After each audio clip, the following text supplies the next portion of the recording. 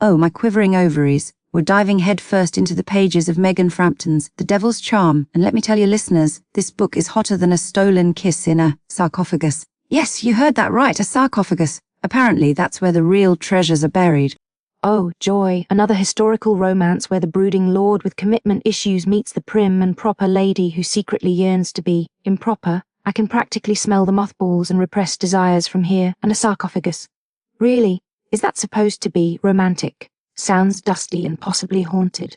You cynical beast, you're missing the point. It's about the forbidden, the unexpected. Lucian Blackwood, our devilishly handsome hero, is a rake, yes, but he's a reformed rake. Well, sort of. He's more like a golden retriever disguised as a bad boy. He just wants to have fun, and who can blame him?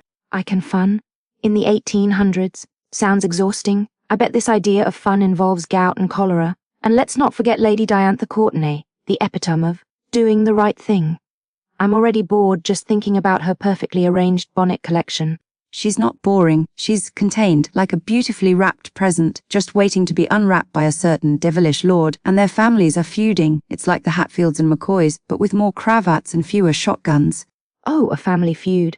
How original. I bet it's all over who gets to inherit the prized collection of, I don't know, antique chamber pots. It's actually about a comet. A comet. These two families made all their life decisions based on a celestial body. Talk about being star-crossed. So they're blaming their bad decisions on space rocks. Sounds about right for the aristocracy. Okay, so Lucian and Diantha meet. Sparks fly literally, probably, given the static electricity from all that repressed longing, and they start, shall we say, exploring their options. And where do they choose to explore?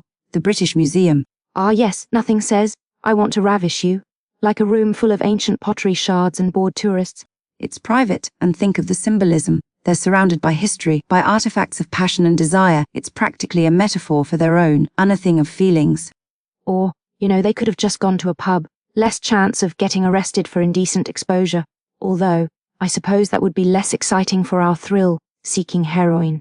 And then there's the business pitches. Oh, these are hilarious. Imagine Shark Tank, but with taxidermied animals dressed in tiny clothes. Lady Mayo, anyone?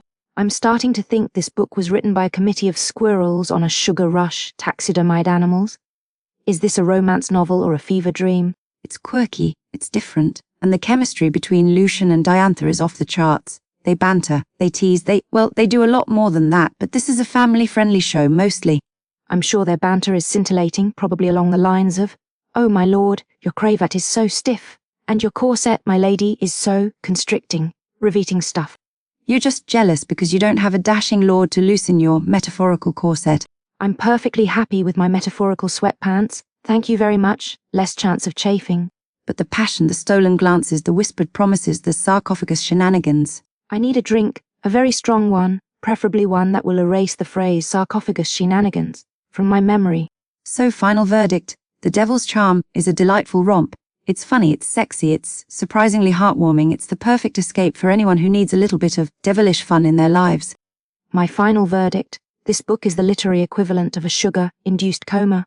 It's fluffy, it's nonsensical, and it will probably leave you with a headache. But hey, if you're into taxidermied animals and questionable romantic locals, knock yourself out. Oh, you're such a prude. Listeners, if you've read The Devil's Charm, call in, tell us your favourite scene. Did you swoon over Lucian? Did you want to shake some sense into Diantha? Or did you just want to hide under a pile of, anything that isn't a historical romance novel? I'd prefer a pile of tax returns, at least those make sense. And while you're at it, tell us your most unconventional romantic encounter. Did you ever make out in a museum, a library, pet store? Don't be shy. We want to hear all the juicy details. Please, no more juicy details. And if you haven't read the book yet, what are you waiting for?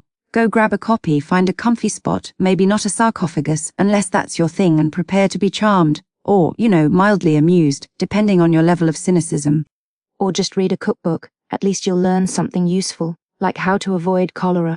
You're ruining the mood. This is about love, about passion, about a comet. Don't forget the comet, the all-important decision-making comet.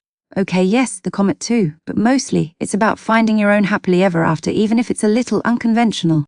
Or, just finding a good taxidermist. You never know when you might need one. We hope you enjoyed this segment, brought to you by Heartbook Radio. Yes, thanks for tuning into Heartbook Radio, your home for all things romance.